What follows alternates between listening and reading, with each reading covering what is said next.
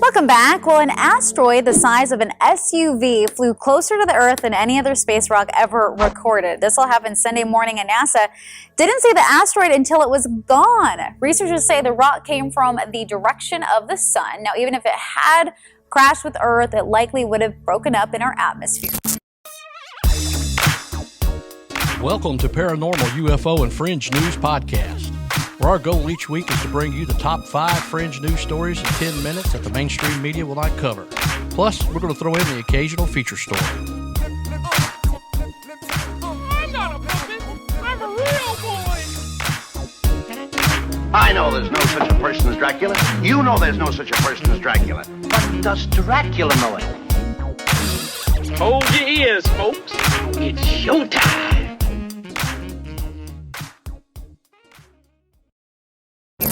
Yeah, and the date of arrival is Election Eve.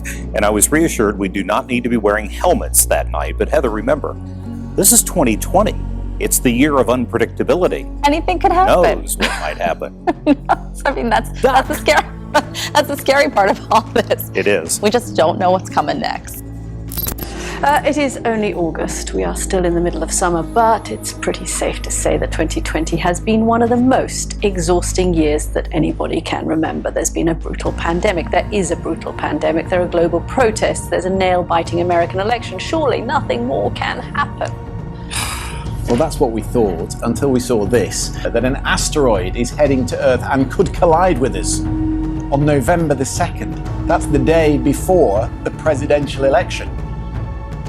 Yeah, this is not a joke, by the way. This space rock is expected to come closest to our planet just hours before Americans choose whether to vote for Joe Biden or Donald Trump. It is almost too perfect a story to be true.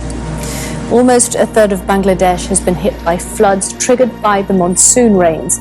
Millions have been forced to flee their homes, and yet they've had no hope of returning as that heavy rain continues. The floods started a month ago, and they've killed over 160 people.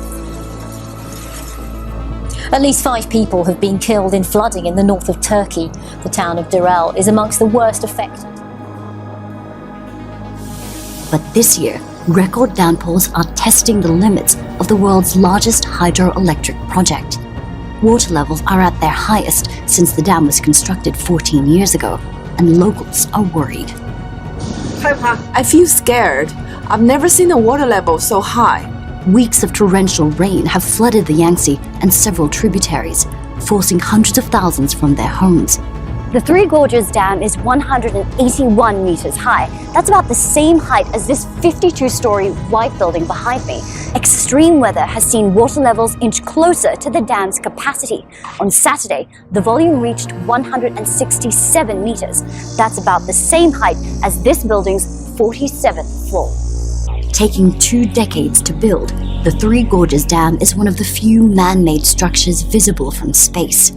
But this year's unusually heavy rains have laid bare its limited ability to protect millions from losing their land and livelihood. The volcano at Mount Sinabung in Indonesia is erupting again for the 3rd time in less than 2 weeks. You can see a column of ash rising a kilometre into the sky in this footage, which we sped up a little. Officials are warning people to stay away, and so far there are no reports of any injuries. In the Express, more than 100 billion rogue planets could be floating around in our galaxy. They're actually called rogue planets, not attached to any star. So it basically leaves them free to drift through space because they're obviously not in a system, like ours is in the solar system. The mission plans to count them, predicts that they will outnumber the stars in the Milky Way, shedding fresh light on their evolution. Are we at risk? Of a planet colliding with ours because they're free and they haven't got any sun to be connected to. I don't think so just yet. Good. I think we're all right. There is an asteroid that is projected to cross the orbit of the Earth, but it is not probably going to hit us. All right, so how big of an asteroid are we talking about? Is this the movie Armageddon come to life? So not quite. So this asteroid in particular is about 2 meters wide. So it's about the size of a refrigerator. And that is actually a pretty small object. So why is everybody getting so up in arms about this thing? Well, I think a lot of it has to do with, current events.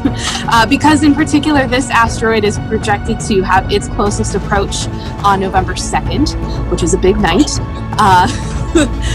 for a lot of reasons. All right, Carissa, if it does hit our atmosphere, something that size, what's going to happen to it? So believe it or not, objects of that size tend to mostly break up in our atmosphere. Our atmosphere does a really great job of protecting us.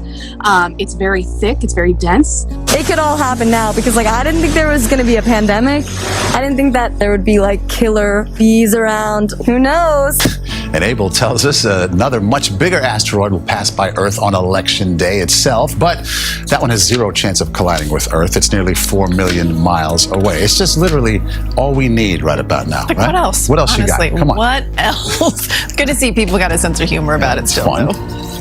Keep an eye on it.